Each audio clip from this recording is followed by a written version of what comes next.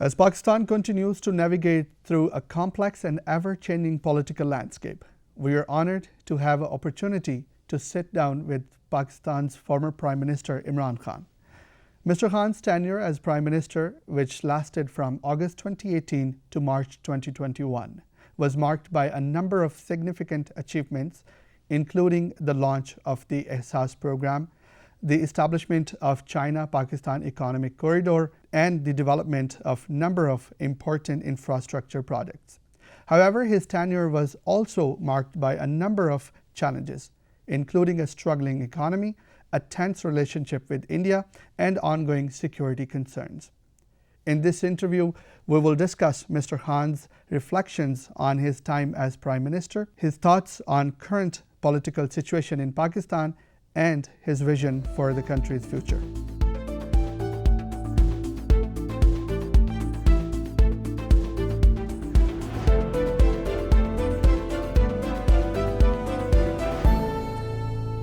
Assalamu alaikum, Mr. Khan. Thank you for joining us today, and thank you so much for sharing your precious time with Baithak Studio. My pleasure.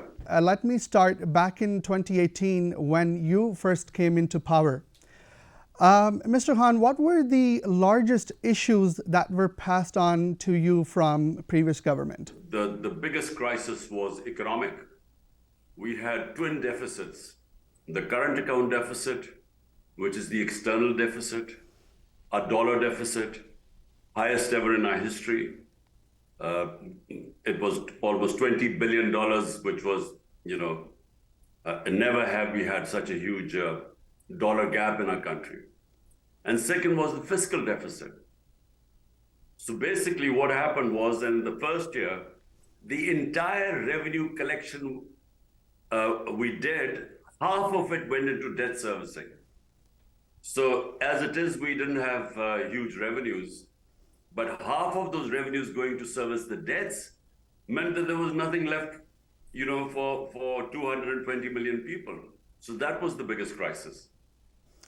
Now, when it comes to corruption, we often hear about the big issues like private school mafias or like political scandals.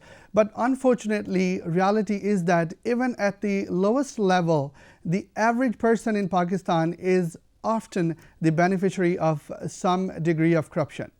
In a society like that, how did you try to fight the corruption, and do you think you were successful in your tenure? Look, corruption is a symptom of there not being rule of law. And I'm talking about corruption in the developing world, which destroys countries. The reason countries are poor is because they're looted by the ruling elites of the developing countries. So this huge transfer of wealth takes place from poor countries. The elite siphons off the money to offshore accounts, to Western capitals, properties in London, in European capitals, in America.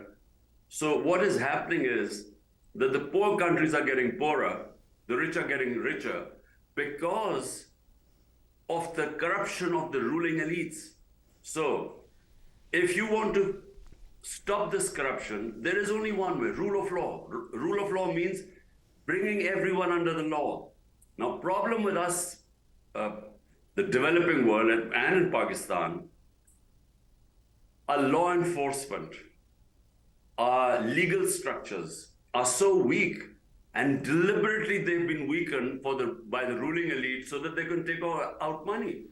If our institutions were strong, if our justice system was strong, then they would not be able to money launder from our countries. But because they take out money, they ensure that the accountability process, the institutions which would hold the powerful accountable, are weak. Right. Yeah. So that being said, in trying to manifest those policies like the health card, how strongly do you think, how cooperative was the opposition party? Well, look, and the second part of your question, did I succeed? Answer is no. Because unfortunately, I was in a coalition government, not strong enough. And then we had this army chief who did not think corruption was a bad thing. And unfortunately, he controlled the Accountability Bureau, which was called NAB. So the bureau which was supposed to hold the powerful accountable was controlled by him. And he didn't think corruption was a bad thing. So I was ineffective in bringing the powerful under the rule of law. So therefore I failed. And that's why you can only tackle corruption and the powerful mafias if you come with a powerful majority in a parliamentary democracy. The second bit is about the health card. We had, the opposition, basically now when they've come to power, at least in one of the 4 provinces, we were in power in 2 out of the 4 provinces where we had the health card, which is universal health insurance. And unfortunately, already in one of the provinces, they've shut down the health insurance. And you mentioned how the opposition party removed this policy once they came into the power. If you listen to the Western media outlets, the narrative around your ousted from power is that you were ousted because you couldn't deliver on your promises to the Pakistan's people. Is that true? Look, opposition says you haven't delivered, you say you have. But there is only one way to find out who's telling the truth, and that is the Economic Survey of Pakistan. Mm-hmm. This is a survey on Pakistan's yearly economic performance. It's published annually. The survey which was published in May last year was published by this current government. If you look at that economic survey, Pakistan's economic performance was the best in 17 years. Mm-hmm. We overshot all our targets, whether they were revenues, they were exports, they were agriculture output, whether it was industrial production. Everything we overshot. We surpassed our targets. And remember, it was 2 years of COVID which we had to cope with. And in COVID, the coping with one of the biggest global crises in maybe 100 years, Pakistan was considered the three top countries that coped with the crisis the best. So if this current lot says that we didn't manage it properly, just look at what has happened to Pakistan since we left a year ago. Pakistan is in a deepest economic crisis now. We are on the stage of defaulting on our loans. Our exports have come down. Our dollar intake has gone down, which is remittances and exports. And then not just that, industrial production. Half of our industry is closed today. Our growth rate, which was 6% in our last year, is down to 0.4% now. So there's unemployment. And inflation has broken all records in the history of this country. So therefore, the reason why the government is petrified of elections is because they know that whenever there are elections, people will really punish this government for the mess they have made of our economy. My next question would be about overseas Pakistani. During your tenure, you legitimized the vote of overseas Pakistans. However, the current government has revoked that policy. What's your take on that? Well, that's because the government is, firstly, they're petrified of elections, full stop. They don't want elections in Pakistan, even though, according to the constitution, the moment the assembly is dissolved, provincial or national, elections are within 90 days. So we dissolved 2 of our provincial assemblies, Punjab and out of the 4, Punjab and KP. But the government is running away from elections. They're actually violating the constitution. But what you're saying about the overseas Pakistanis, the government parties, this 12-party coalition knows that the overseas Pakistanis overwhelmingly support PTI, my party. And that's why they don't want them to be able to vote. And we're talking about almost 10 million Pakistanis. And Mr. Khan, it is very rare for you to give a speech without mentioning youth. And as you know, and all of us know, that last year over 750,000 educated youth they chose to leave Pakistan in order to seek employment elsewhere in the world. This is nearly triple from 2021, which was your last year in office. So what is your point of view on youth leaving the country in current political situation in Pakistan? Well, it's, people losing hope. And why are the young people losing hope? Because imagine in Canada, if your criminals who've been looting your country for 30 years are brought back into power through a conspiracy by the army chief. That's what happened in Pakistan. The people who were branded as crooks were actually resurrected. Their cases weren't pursued, which I told you before, that the National Accountability Bureau was about to convict a lot of them, along with the current Prime Minister. They were about to be convicted on billions of rupees of corruption cases. So that ex-army chief, General Bajwa, who was then the army chief, he protected them. And then he conspired. He is the one who started the conspiracy. And then he had our government removed and brought these people back into power. Now, these two families have been in power for 30 years in Pakistan. So bringing them into power, it has caused such disillusionment. And then on top of it, our economy has gone into a tailspin. The economy has tanked. So there's growing unemployment. And that's why you have this despondency and people wanting to leave. Now, a little bit talk about your presence in the world stage. Throughout your tenure, you were very present at the world stage, and while you were in the spotlight, you were very vocal about your Islamic belief. We are witness of that at the UN. You passed a resolution to recognize March 15th as the International Day of Combat Islamophobia. And you organized the OIC conference in Islamabad, which was attended by 57 member states. Mr. Khan, why do you spend so much time advocating for Muslims in international media, and what responsibility do you think that the Prime Minister of Pakistan has to represent Islam on the world stage? Well, firstly, all the heads of Muslim states, it's their responsibility to explain to the Western countries or to the countries where there is Islamophobia.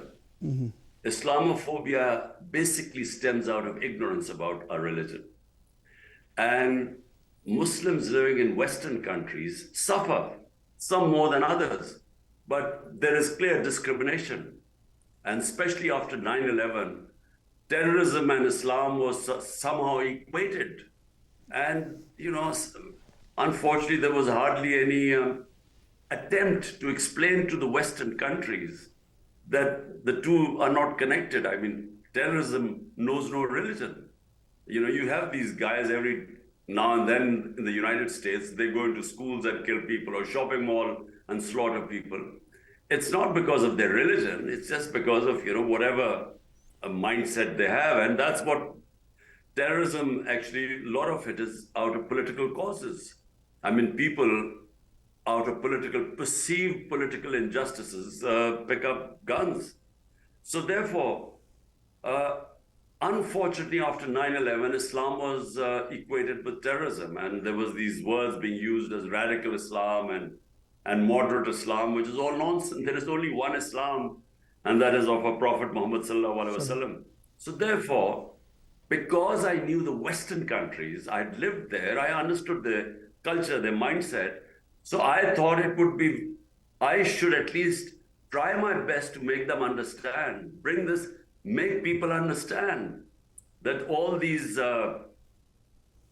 through ignorance, these prejudices against Islam. And that's what I try to do. Mm-hmm. And how is the current government, you think, dealing with this responsibility representing Islam in world stage?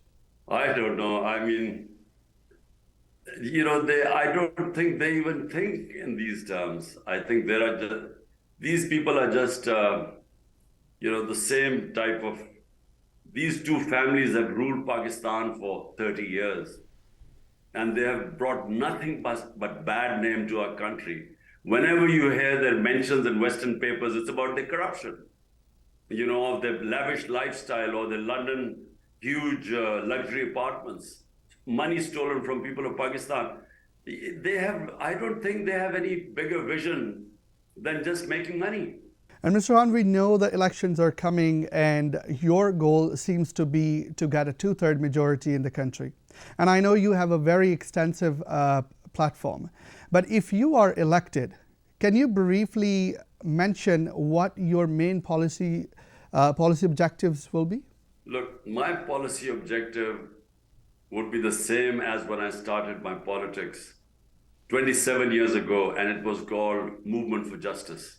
Look, my experience of the world, of the developed countries and the poor countries, the main difference is rule of law.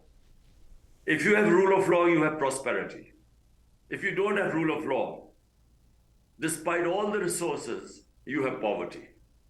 So in Pakistan, the fight is for justice, to have a system where the weak are protected from the strong.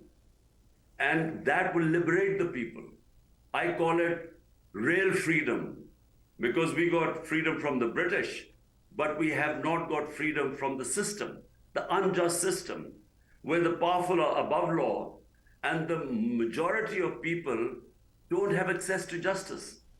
So when you have a system like this, it kills the potential of a country. That country can't grow. So I'll just give you an example. I mean, there are 140 out of 140 countries in the world. Denmark is #1 in terms of rule of law. Mm-hmm. In the rule of law index, Denmark is #1. I would imagine Canada is very much up there. Pakistan, out of 140 countries, is 129. Pakistan's, despite all the resources, far more resources than Denmark, our per capita income is $1,600. Denmark's per capita income is $68,600. So prosperity and rule of law go hand in hand. Mm-hmm. Countries that don't have rule of law, which is what we don't have, they don't attract investment. People don't invest in countries that don't have rule of law. In fact, your capital flows out of your country. You have flight of capital, which is what is happening in Pakistan. So we can't attract investment. Because of not having rule of law, we can't have proper democracy. Because our electoral process is flawed. Because, it is tampered. There's cheating in that because we don't have rule of law. We can't nab the big crooks because they're above law.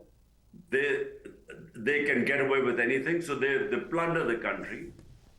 And most of all, because you don't have rule of law, you can't stop corruption. So because you can't stop corruption, you don't have enough money. Money moves out of the country.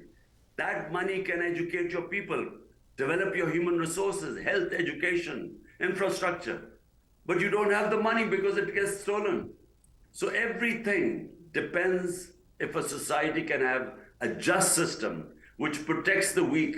The moment a system protects the weak, it liberates them. So people from our country, why do they go to Europe and Western countries and Canada? Because there is rule of law there. So hard work is rewarded. People who work hard and follow the law and pay their taxes are free people. They have nothing to worry. Unlike Pakistan, unfortunately, where we have a very corrupt system, and that's the fight, rule of law. And now, talking about rule of law, Mr. Khan, why do you think you will be more successful at achieving rule of law in your next time, or specifically talking about at this time of the period? I will only be successful if I have a very clear majority. If I have a weak government like I had the last time, which was a coalition government, then there's no point in coming into power, because you will not be strong enough to take on the powerful mafias who do not want to come under the law because they're benefiting from a corrupt system. And you talked about coalition government in the past and back in 2018. Are we going to rely on electables again when it comes to Pakistan Tehreek-e-Insaf? Well, this time we've had in Punjab giving tickets, we've had a mix and match. Most of the people we've given are young people, people who have come through our party. And yet we've given some tickets to electables too. But I think it's a very healthy mix this time. We've learned from our past mistakes.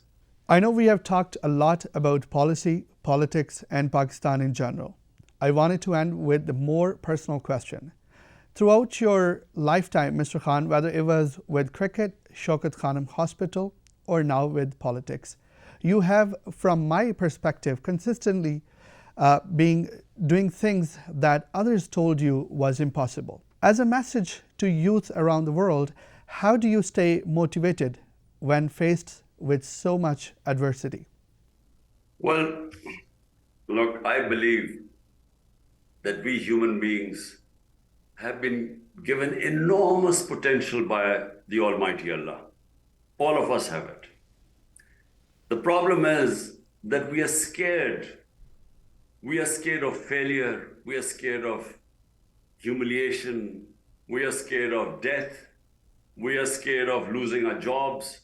And this fear is what stops us from achieving our dreams. Because, the bigger your dream, the bigger the person. Nothing to do with your education or the amount of money you have. It's got to do with what you dream about. And then once, and I always followed my heart. I never did anything that my heart did not want to do. So all my life, at the age of 9, I wanted to become a test cricketer. Mm-hmm. And I didn't care what anyone else said. That's what I wanted to be. And it was a passion. So I worked harder than anyone else. I had a lot of disappointments. You have lots of ups and downs. But I never gave up. And I learned from my mistakes. And I learned how to take the bad times. I learned the ability to analyze my failures. And I was better at others than analyzing when I used to go wrong. And then I would work hard to improve myself. So this is the only way in life you go up. And eventually I reached my goal. But then I never wanted to, I could have lived off cricket for the rest of my life because the Almighty had given me such a position and name. I never had to do anything from then onwards. I could have just talked about cricket, on television, and that's it. No, I wouldn't have had to do anything. But for me, life is, one experience, reaching one goal prepares you for the next one. So I always had more and more ambitious goals. And each time I used to try and do something, everyone said it can't be done. So then I would again, a lot of the time people would laugh at me, make fun of me, but I would keep pursuing my goals and the same principle, be your best critic. I would learn from my mistakes and then I would work harder than others, but never would I ever give up. And that's my principle. I never give up. So I don't care whether it is a threat to my life. Right now, there's a big threat to my life. There is this intelligence officer. We call him Dirty Harry. He's twice tried to kill me. Once I survived with the bullets in my legs. The other time, he again tried to have me killed in this judicial complex in Islamabad on the 18th of March. But that's never going to stop me. because I have a clear goal in my mind. I have a strong faith in God that life and death are in Almighty's hands. We try and be God. We take precautions, but we should never be scared of death, of failure, of losing our livelihood. Because as a Muslim, my faith is that we try our best, then we leave it to the Almighty. Beautiful. Thank you so much for that inspirational message and your time. Thank you. Thank you, Mr. Han. That brings us to end of our interview, and it was a pleasure having you with us in Baithak studio today. My pleasure.